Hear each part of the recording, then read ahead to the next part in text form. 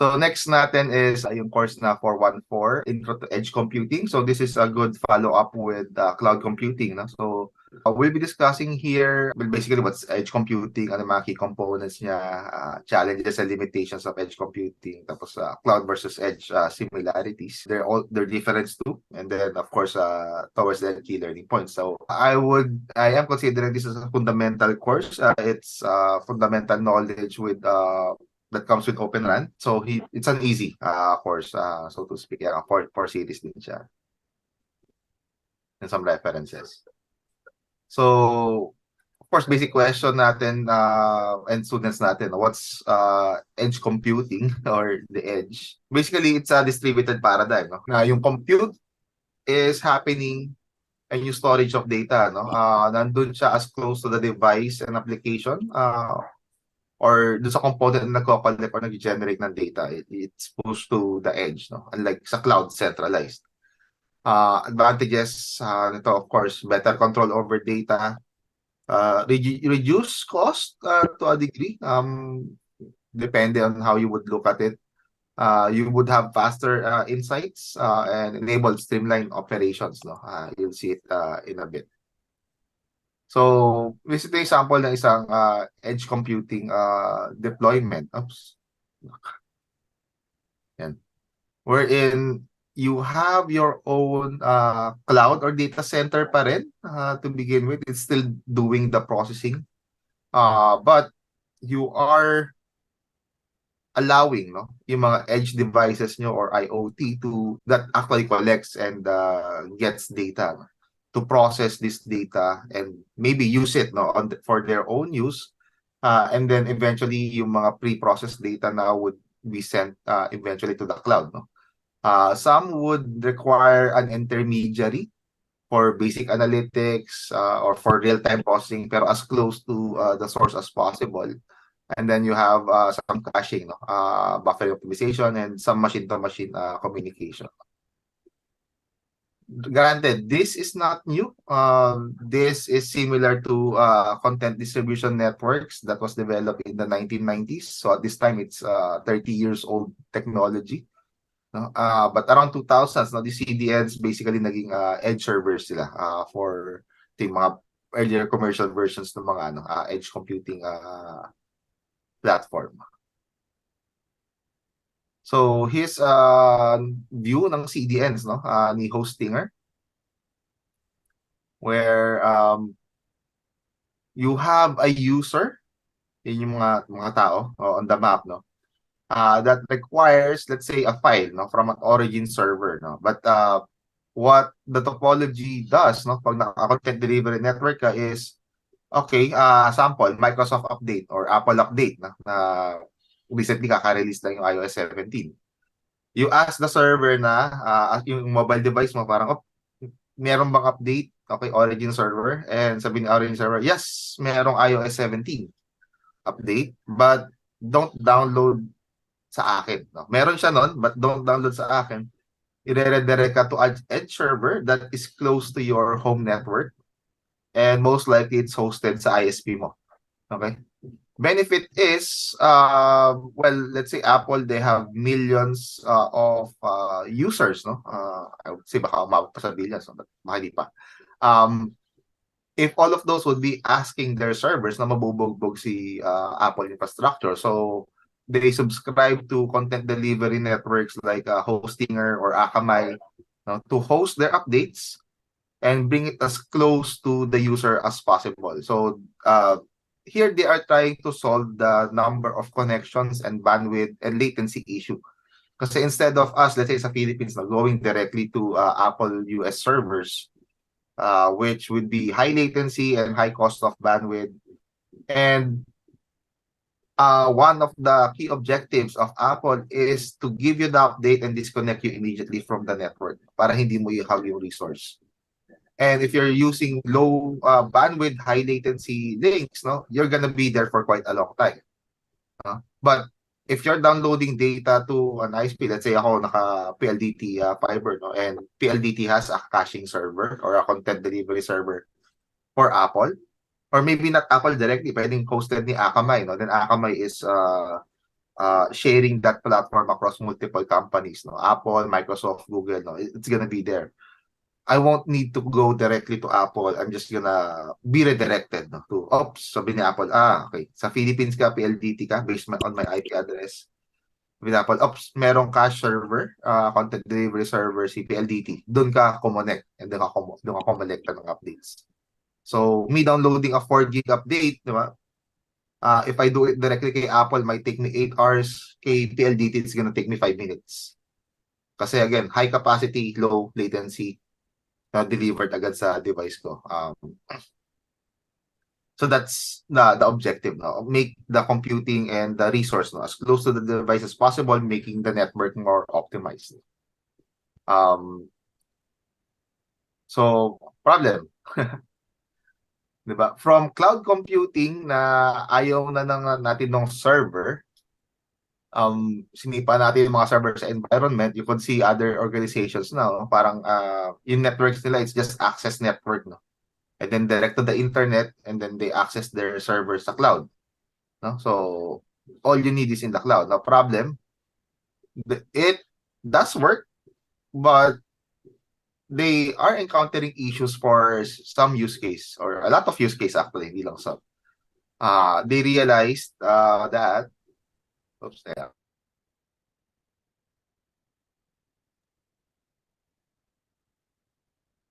bandwidth is expensive, no? Even especially sa atin, sa Philippines, no? Um, Aside from that, wala tayong major cloud data center within the Philippines. Our nearest one na AWS would be in Singapore. That means latency, no? To connect via submarine cables, there's gonna be latency.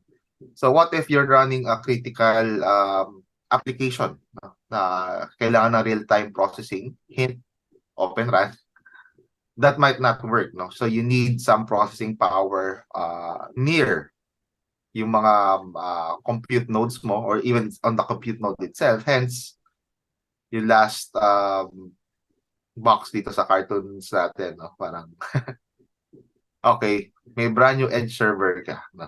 Dati pinush mo lahat sa cloud. Although admittedly sa Philippines, no, medyo nandun pa tayo sa second stage na nagpo-push tayo sa cloud. That was sped up a bit, no, but a lot actually, during the pandemic, since kailangan na maraming compute power. This one, hindi mo kailangan magantay sa vendor to deliver you and set you up yung equipment, diba? Basta may credit card ka, sign up kay AWS, kay Azure, kay GCP, you have your instance ready to serve, no, yung purpose niya. And you have to only pay as you use. So, wala kang malaking capital expenditure, no? But as mentioned, no, hindi siya good enough for most use cases. So, you need some help, no? Hence, edge computing. So again, data generating endpoints, this would send info, no, to a centralized platform, internal server, cloud-based server, either via LAN or WAN, or maybe both, no? And this centralized platform crunches and sends the data and output back to the endpoint, no? This is the issue with cloud computing, basically. And this becomes a problem, no? The more device you connect, basically it's a scalability issue, no? Would the server be able to handle it, no? Especially kung nasa cloud? While it is solvable via scaling, yung sa cloud, no, meron tayong tinatawag na auto-scaling, na if you configure your systems in a cluster, you could determine some threshold na, oops, pag 50% capacity na ako, mag-start na ako magdagdag ng nodes within my instances, no, in the cloud. Okay, to help out balance the required load, no? And then if let's say off-peak hours, walang gumagamit ng system, no, pwede ako mag-reduce, patayin ko yung mga machines na hindi kailangan, and leave maybe a few bucks, no, to be able to handle weird services na off-peak dumadating. So that is solvable, no, with scalability and volume, no? What's not solvable would be latency with the cloud, kasi it is far from the endpoint na nag-generate ng data. They would have to submit their data for processing on a typical cloud environment. And you cannot beat physics, no? Ultimately, we are limited with the speed of light, and as we know sa physics, speed of light has latency. Meron siyang, ano ba yung formula? Equals mc squared, no? But c would be the speed of light, pero hindi yun yung hinahanap natin. But there is a time required, no, for a data to be transmitted from the Philippines, let's say, even to the nearest one, no, na data center sa Singapore. Maybe a few milliseconds, no, to reach that. So imagine you have thousands of devices na try to connect to your servers, nag-i-scale ka, nagmamahal yung cost mo, tapos high latency.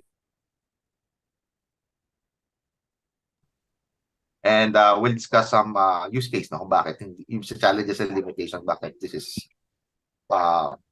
not solvable by the cloud, but edge computing would be coming to help. So key components for this course, no, we'll be discussing, of course, yung mga data flow, no, for edge devices na sila pumupunta. Basically, it's gonna be from yung mga IoTs or yung mga sensors natin or cameras, no, sending to a edge gateway. This is an optional, no, feature, but let's say for a fully autonomous car, no, you don't. It's an example of an edge computing device.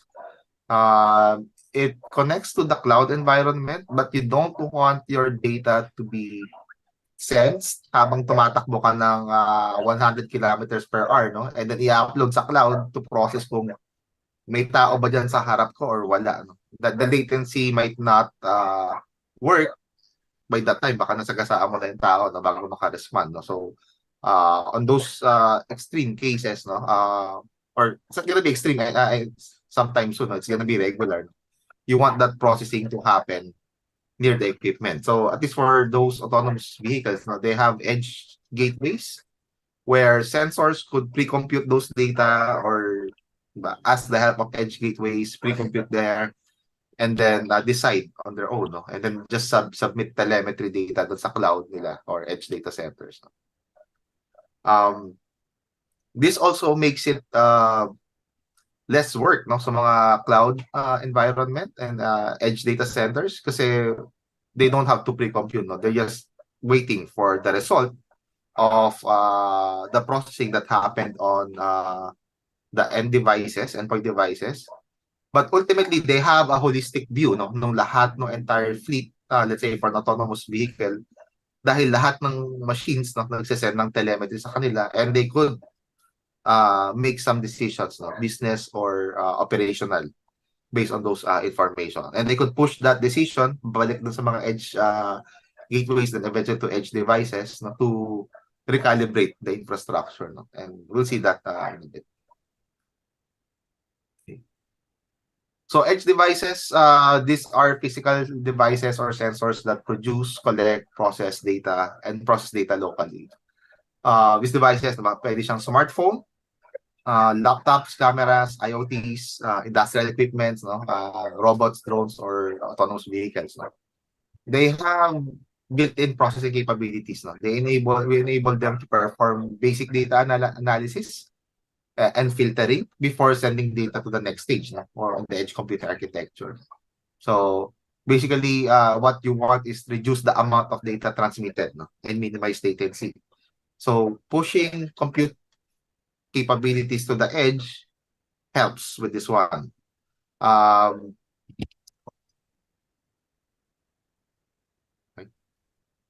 Okay. So edge gateway. This is an optional component of cloud computing, although, well, key component siya, no? But it depends on your deployment, no? If there's a large amount of sensors within that area, edge gateway would be the way to go. Kasi again, parang yung CDN example natin kanina, no? Mas mabilis makakapag-ask ng resource, no? Yung mga sensors natin and edge devices to an edge gateway kasi malapit lang sa kanila to. And the edge gateway could have more power, no? Speaking kasi most of our edge devices would be operating on a limited capacity, especially kung wireless just or and off the grid, no? But wireless siya with battery power, battery operated, no? Hindi enough yung compute power niya. But edge gateway is typically powered to, no? Na near yung mga sensors, so they would have a boost in compute resources, no?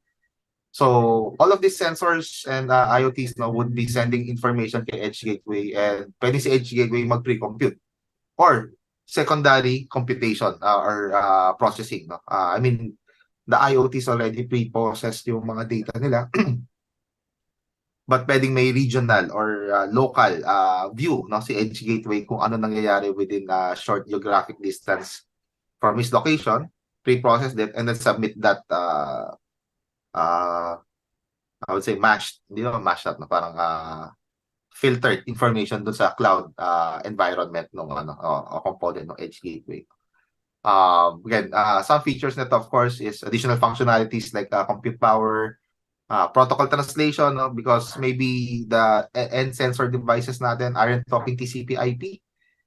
For IoTs and operational technology environment, usually mga Modbus yan or SS7, no? You could send data kay edge gateway, and then edge gateway would talk to the edge servers, no, or cloud servers via TCP/IP. So that's a protocol translation.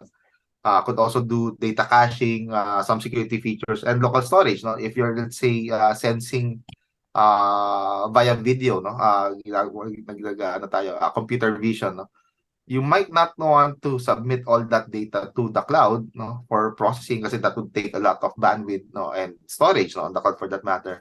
You could send it to an edge gateway.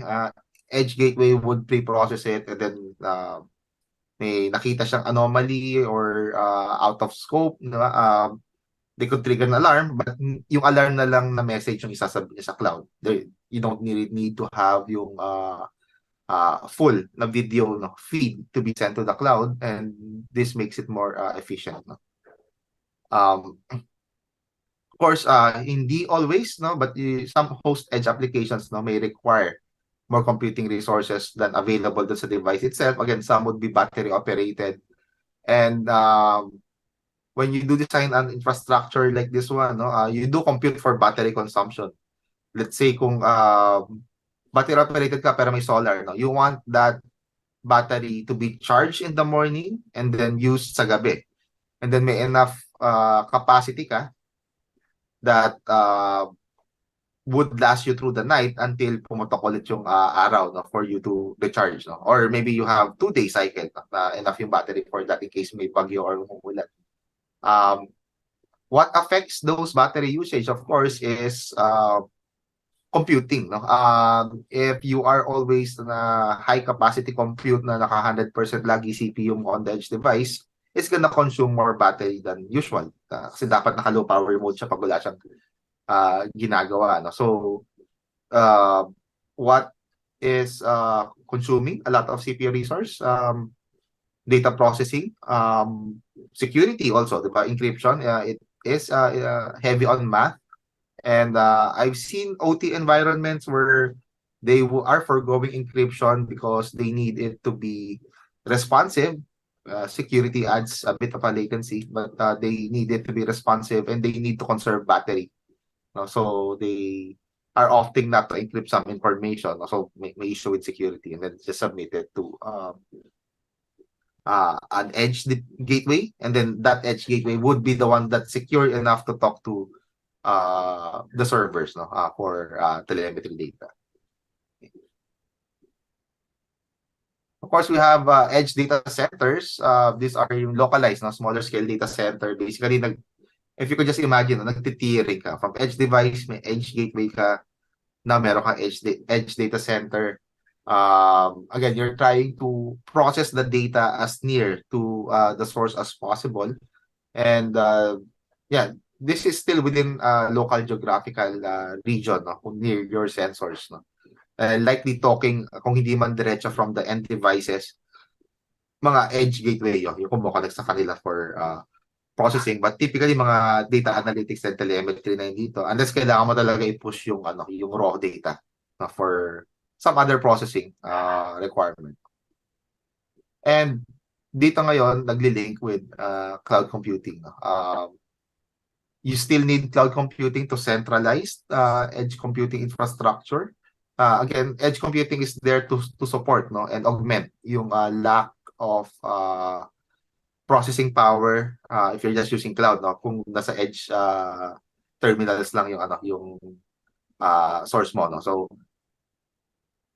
you would be, again, yung old school cloud, no, send all the data to the cloud and have it processed. It's not working for large scale deployment, no, ng mga nodes.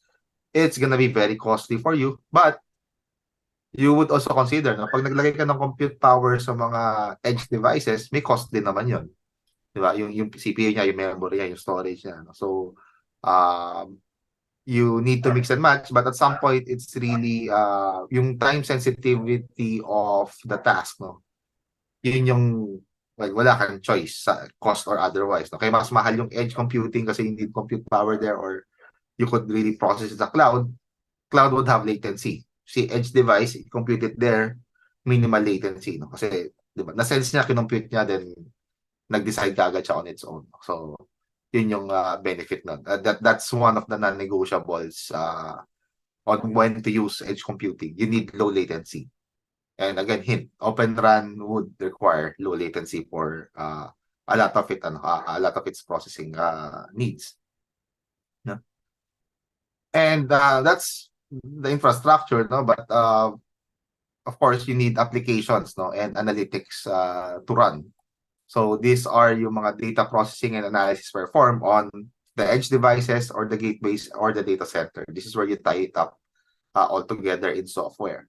So again, some data na you grab and collect, you could process it and then have the endpoint na decide on what to do based on those information.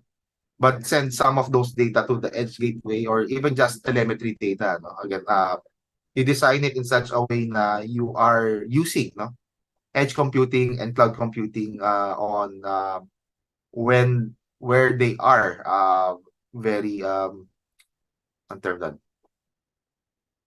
saan sila magaling to speak, no? So but yeah, again, edge computing though, ang view lang nila would be on their own environment. That said, no, they could get feedback from edge data centers, no, edge gateway, and any information that they have, if it's required within the system, no, they would submit those telemetry data to the centralized, most likely via cloud environment.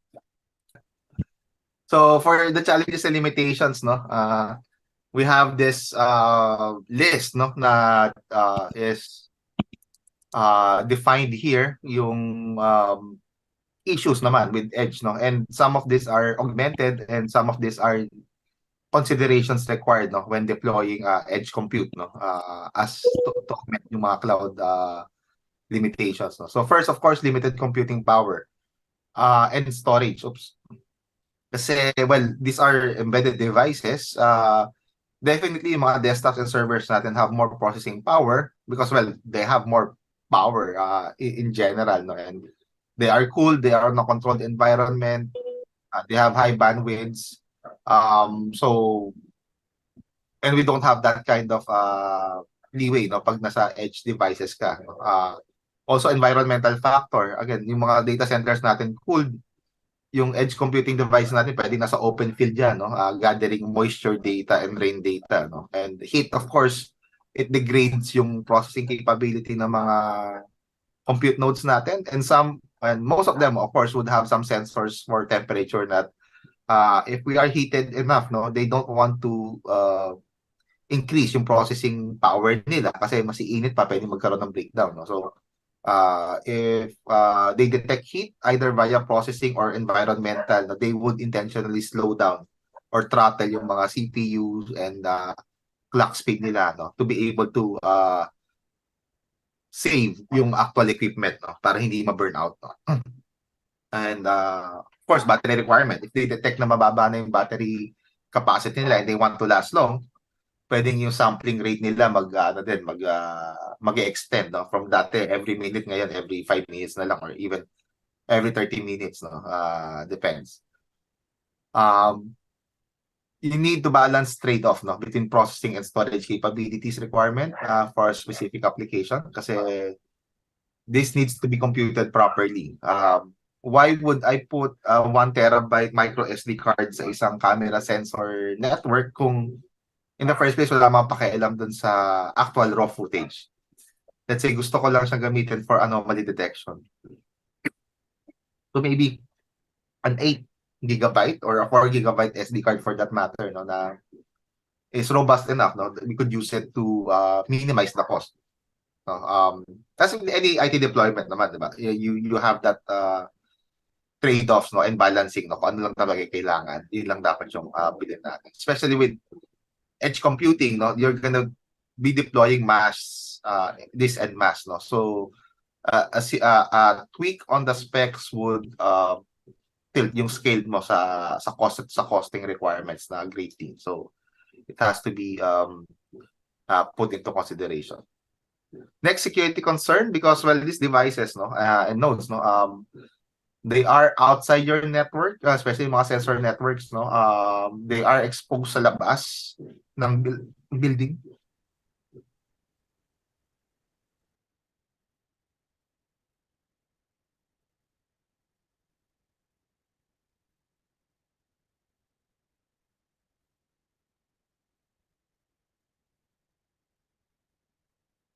Ay, wala ka. Mo, nawala ka.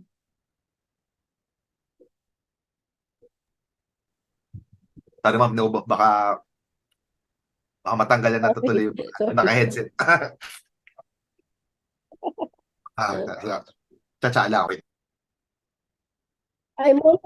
Oh, okay. May question si Sir Ben.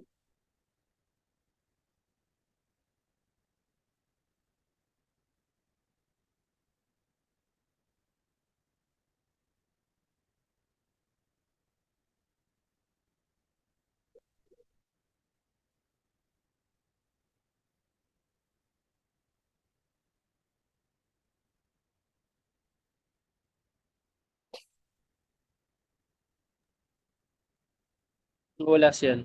Sige, habang ano pa po. Sabi ko sana habang inuubo pa si Mon. Mani ka na sasagot kay Sir Ben. Sige po.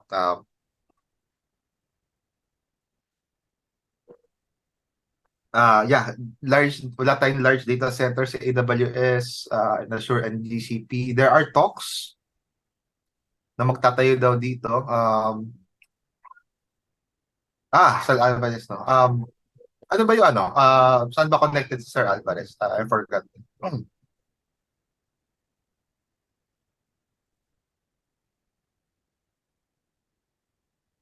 Would anyone know? Actually, due to the cloud first policy.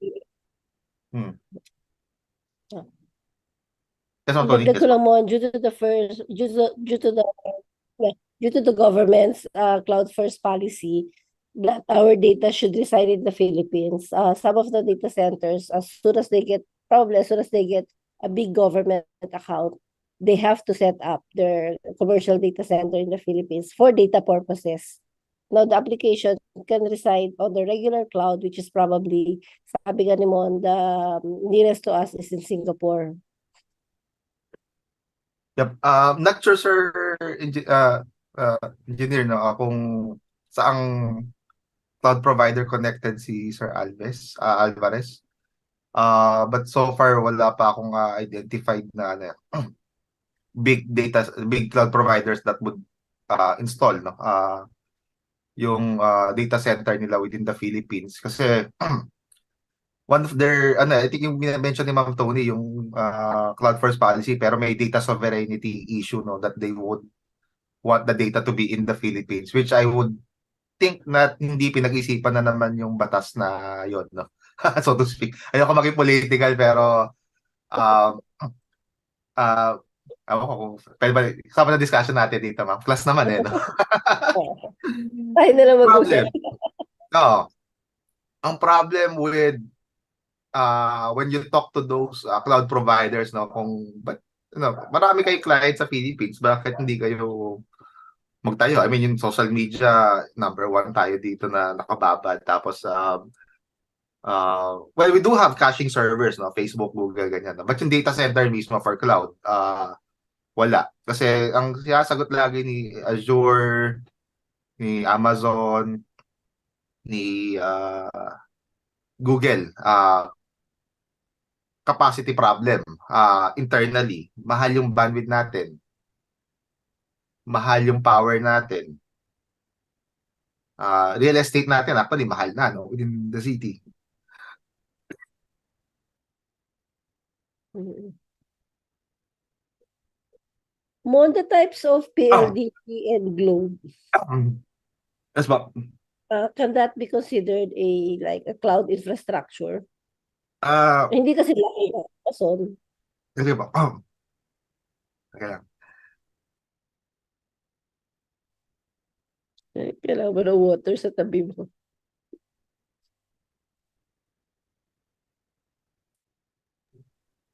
Yes, actually, they provide cloud. But we know kahit na ano sila, kahit commercial organization, hindi ko pagkakatiwala data ko sa kanila. We know how they maintain or ano, di ba? Unlike yung, hindi naman sabi ko first class, no? Pero yung tech ni AWS, GCP, tsaka Azure to maintain and operate their data center is leaps beyond kung paano i-maintain ng mga telcos natin yung data center nila. So, yun yung ano, main problem.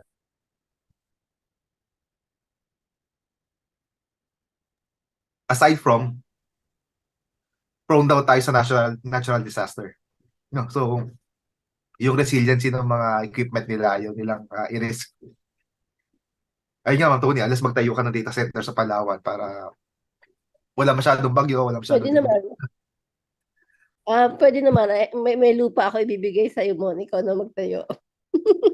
So, yun yung ano, in consideration nila. But yeah, telcos offering cloud, uh, but may narinig na ba kayo na gumamit ng cloud nila for production environment? Typically, it's ano eh. Okay, cloud, punta na tayo kay AWS, kay Azure, or kay Google. No? But local, they are selling cloud services. I'm not sure if active pa yung mga cloud services ng mga local telcos natin. Pero at some point, nagiging mas mahal pa sila eh, kumpara kay Google Cloud. And I don't think it's gonna make any business sense sa kanila to compete with AWS and Google Cloud kasi, di ba? I mean, kung ikaw yung client, di ba? Magbabayad ako ng $10 per hour sa telco pero kay AWS, $5 lang. Di ba? Of course, may regulatory requirement if data sovereignty issue na dapat na local lang yung data natin and that's gonna be it. Now, problem, yung data sovereignty issue would only get fixed if we actually fix yung interconnectivity ng two major telcos natin, no? Yung Globe and Smart. Or is that something that can be addressed by edge computing? So, Hindi pa rin, ma'am eh. Kasi di ba yung interconnectivity between PLDT and Globe, no? Hindi sila nag-uusap. They said that they are interconnected pero sobrang pili lang yung routes na magra-route sa kanila. So if you could check din sa network nyo, no? Kung PLDT kapitbahay mo Globe, tapos nag-trace route ka, lumalabas pa ng Pilipinas yun. So paano yun? Even if I have a data center in Globe, tapos meron akong client, no, na naka-smart, the data would still come out of the country, no? So paano na ngayon yung data sovereignty mo? Lumabas pa rin yung information mo. Kahit hindi stored, no? It's just passing through, no? So that needs to be resolved as well. Now, I think si telcos yung nagpo-push ng data sovereignty issue para magkaroon sila ng relevance for storing, no, yung data, no? But I think hindi nila na-figure out na kailangan din nila mag-usap para walang data lalabas, no? So, catch-22 sila ngayon. Ayaw nila mag-interconnect eh. But I think it's more of the bigger guy, no? Doesn't want to connect to the smaller guys kasi it would benefit the smaller guys. But yun yung ano, how we see it's playing out. Mon, Hope, actually, my question is, parang to address that issue, pwede ba muna mag-edge computing para all data resides to the edge just to address yung data sovereignty? Tapos, tawag dito, naka-schedule yung upload sa cloud. di ba, pag naka-schedule upload, in-upload mo pa rin. And then yung edge computing, di siya talaga for storage, for processing siya, then upload the data to the cloud. So, yeah, may ano pa, may mga questions pa na kailangan i-resolve and unfortunately wala tayong masasagot doon. Best if si AWS, di ba, or si Azure or si Cloud, Google Cloud, no? Magtayo talaga ng data center tapos nandun yung both telcos would connect to it, then wala ka na problema, no? It's gonna be in country. So far, I know that si Vitro, PLDT, no, they have a direct connect line to AWS. So if I mo dumaan via public internet, no, for your AWS cloud data, you would buy a lease line papunta kay Vitro, and then Vitro bibili ka ng service na direct connect to AWS. But that means yung line mo lang is yung direct papunta kay AWS, but your data would still be outside the country. So yun yung limitations na. They are not hosting the compute node yet sa Philippines. Okay. So yeah, finishing this up para we go with the learning hub. Security concerns. Now, these end devices outside our domain of control for the most part, especially for most use cases. These devices pwedeng nakawin, pwedeng itamper, uh, vulnerable, no, sa mga targets, and we got some sample ng cyber attacks that uh, could be applied, no, to edge computing, no. Same vulnerability sila. Let's say mga access point na nasa labas ng building. um, Binubuksan siya sa mga threat actor, tapos kinukuha yung config ng mga access point.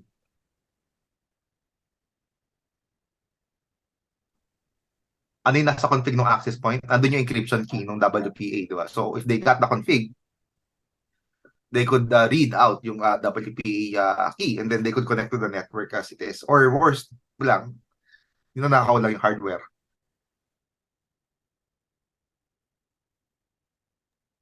Got a question from engineer again.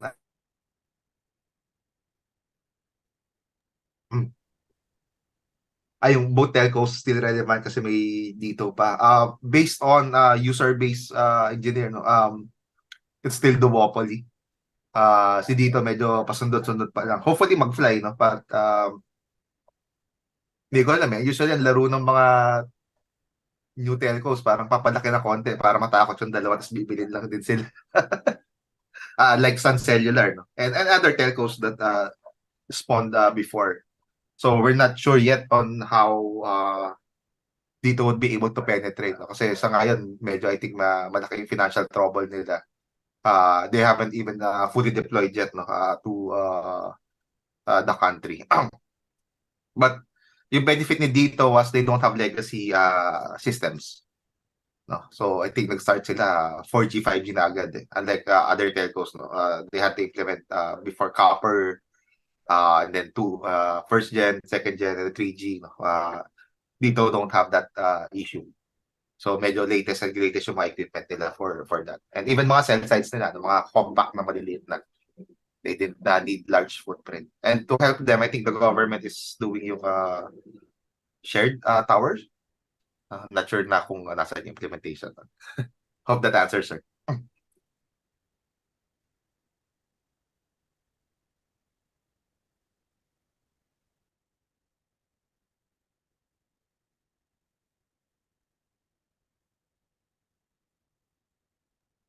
So next is infrastructure and deployment cost, no? So again, deploying and maintaining this edge infrastructure can be expensive and complex. Yung iba kasing pinupush yung edge computing, sabi na mas mura daw yung edge computing. Now, basically, shinif mo lang yung cost, no, from the bandwidth and compute, no, na sinecentralize mo natin kay cloud computing. Now you're pushing it to the edge. But those edge, of course, may cost to operate yung CPU, yung power, and then yung storage, no? So, again, the only thing na hindi mo madadaan sa costing would be latency, no? If the application and the system requires low latency, then you need to operate edge computing. Interoperability and standardization. Typical to. I'm not sure if you've been into manufacturing, no? Especially with electronic components. Sometimes you design the system na with a specific product in mind, pero hindi enough yung supply for that specific component.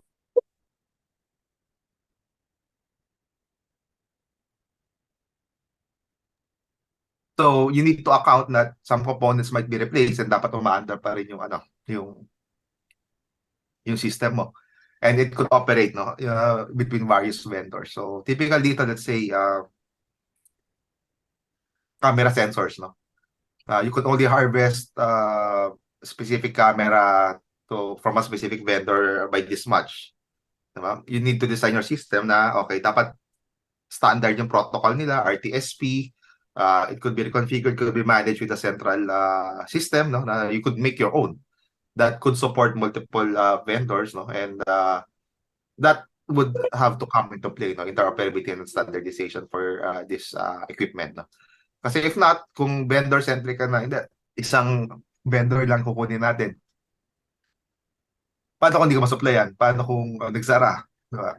So, magre-redesign ka. So next is network connectivity for edge computing device, no? So while it does rely on stable network connectivity, no, to transmit data between edge devices, no, typically low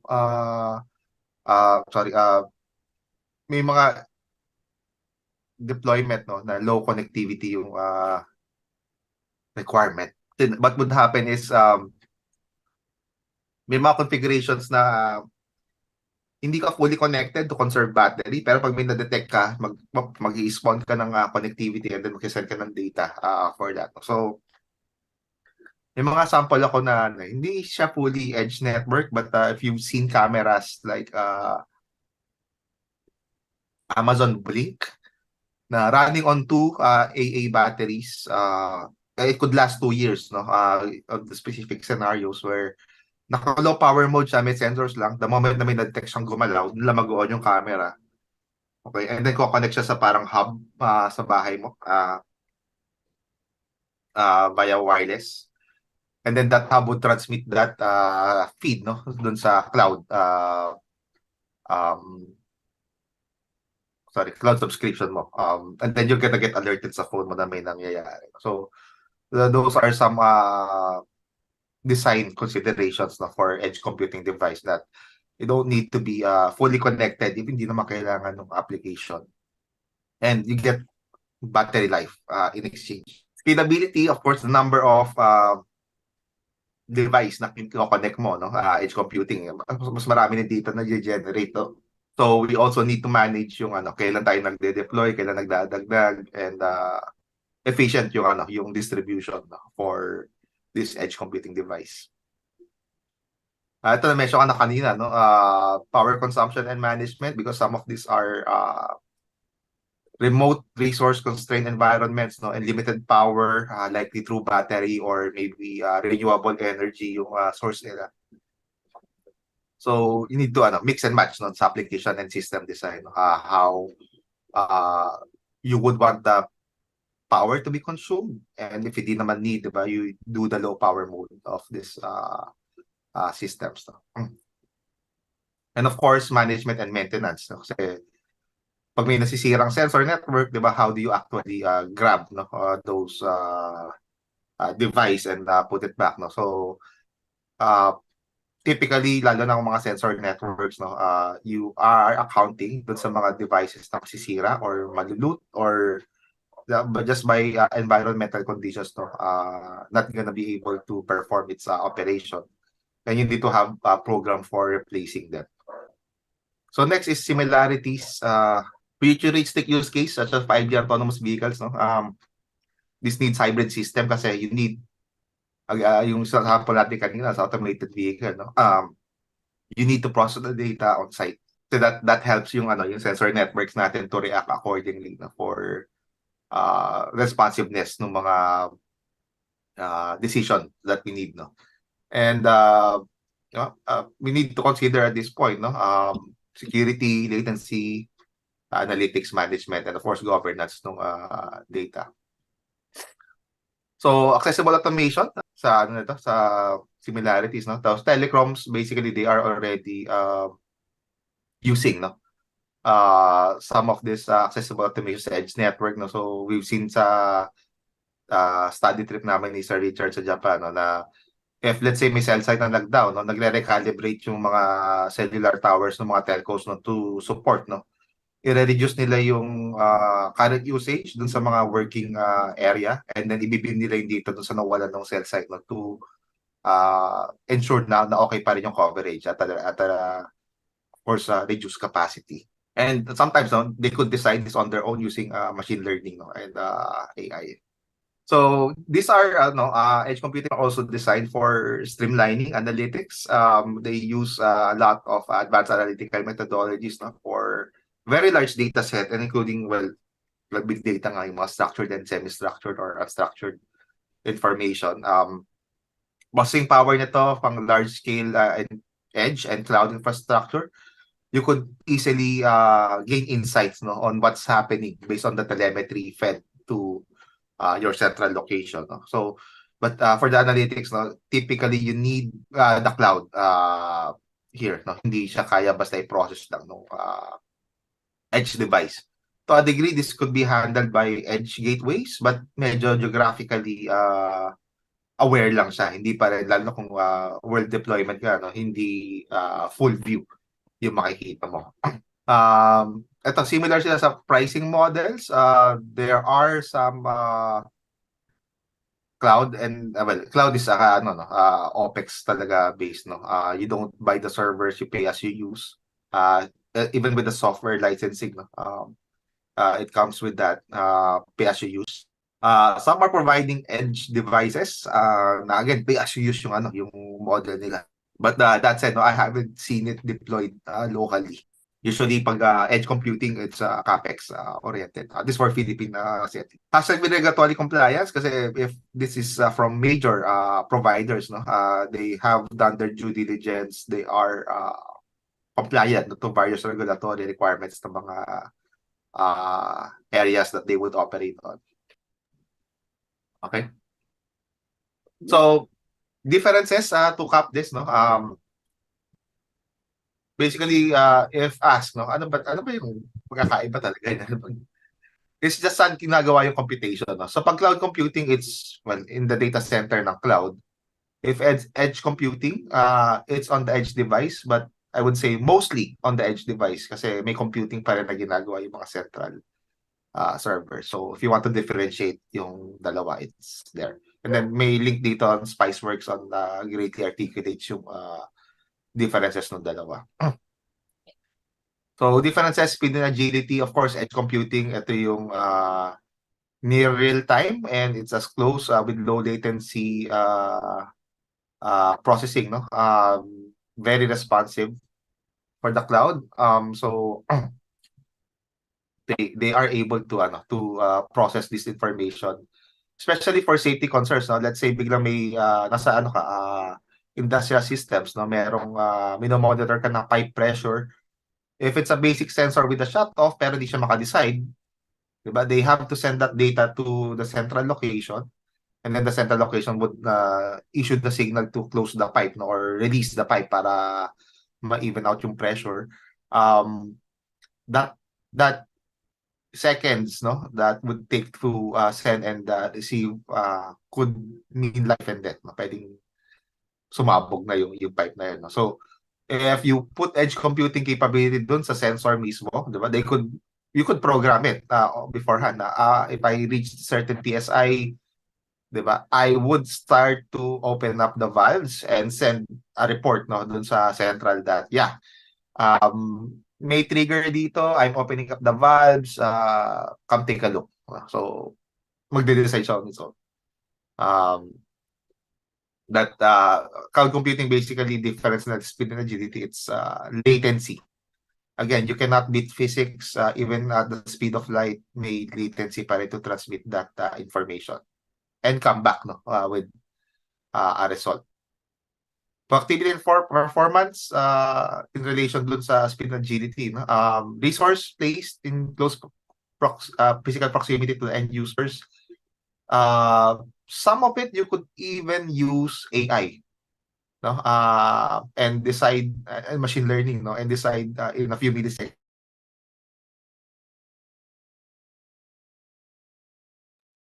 That's not possible, no? With cloud computing, mainly because you need connectivity and you need to account for latency when transmitting this data.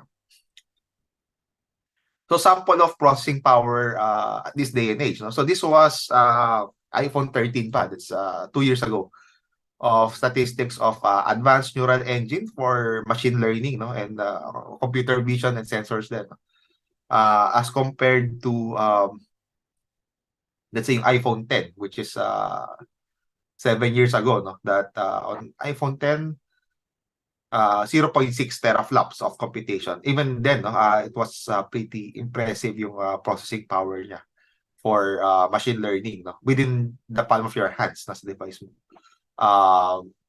But nowadays, no, this was 2 years ago pa, yung iPhone 13, 15.8 teraflops. That's 26 times, no, that yung iPhone 10.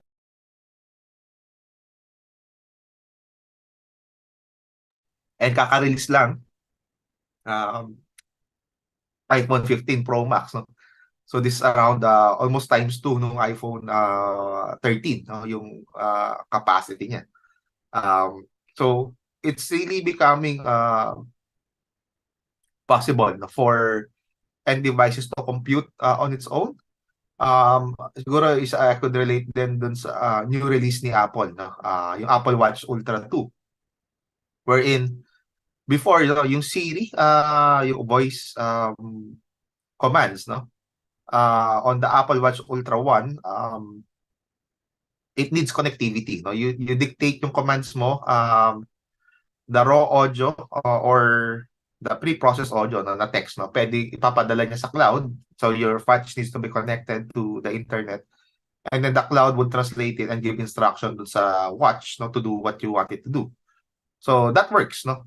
But of course, yung naging usability issue is paano kung disconnected ako, paano kung may latency, paano kung low bandwidth, no? So on some scenarios that might not work. And since they are marketing Apple Watch Ultra for yung mga adventurers, no, na mga low connectivity sa mga vast deserts or forests, it's not gonna work.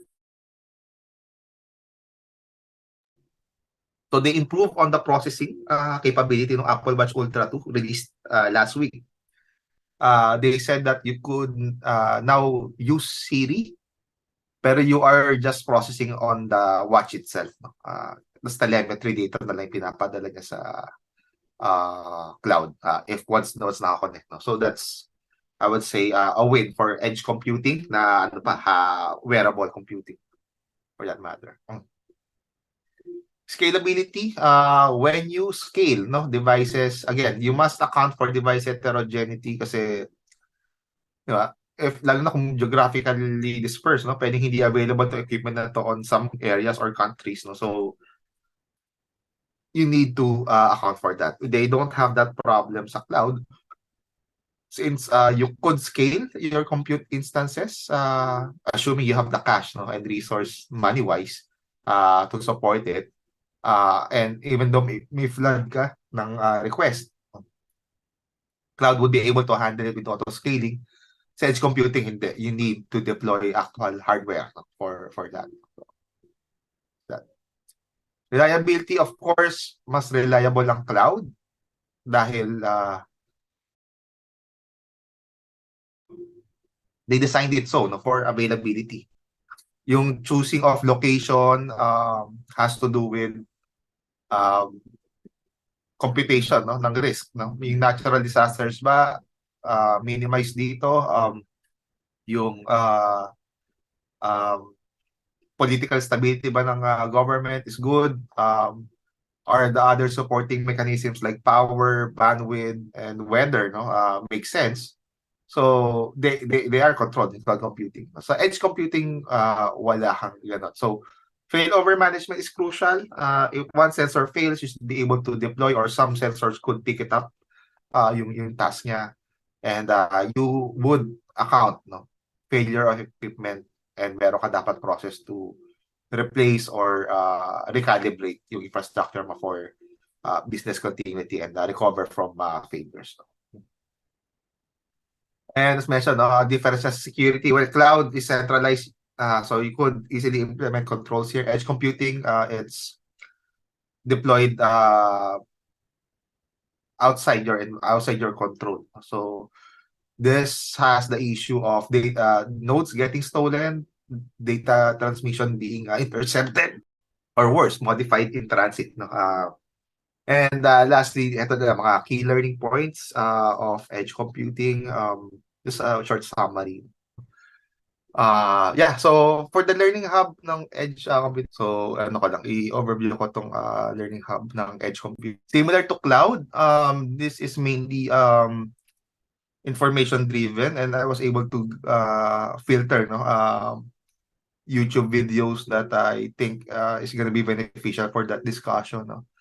Like what's edge computing, mga short videos lang to, no? 4 minutes. This one is a bit big, pero it's a good reference, no? 23 minutes. Key components, these are, well, basically yung slides na pinresent ko kanina, no? But chunk up into various section, challenge limitation, similarities to cloud versus edge, and then yung difference, no? Ito, edge versus cloud, pero more of summary to nung lecture. And then may optional lab exercise. I'm not sure how to do with this, kasi dun sa cloud meron tayong Amazon or GCP or Google Cloud na na lab to do it. So I did this na optional kasi it's Raspberry Pi object detection model, no? So it's some sort of machine learning with using Raspberry Pi and TensorFlow.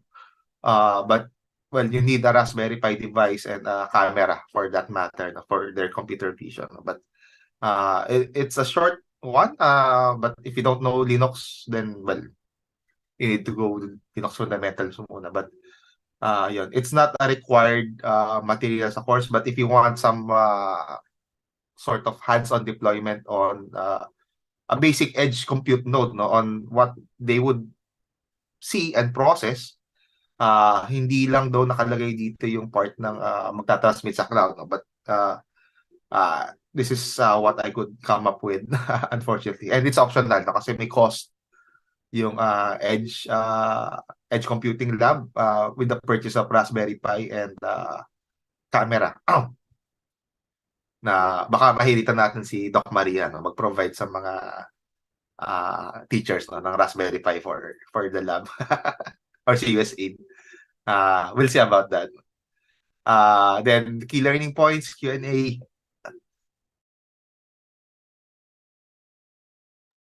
Yung reference slide, and then closing. Assessment, again, the project para similar siya dapat kay cloud but may cost, so I did put it sa optional lang muna. So it's not gonna be part of the work. Pwede sila mag-submit if meron silang equipment or some experiments on edge computing, no? But for the final exam, this one is similar to cloud, but this is 15 items, no?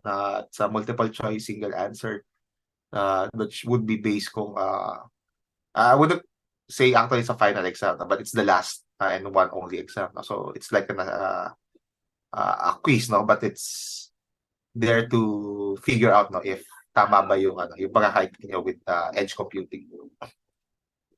Okay. So details. Yep. Edge computing fundamentals, some description. Well, yeah, yours truly. Then branding. Wala naman. So that's it.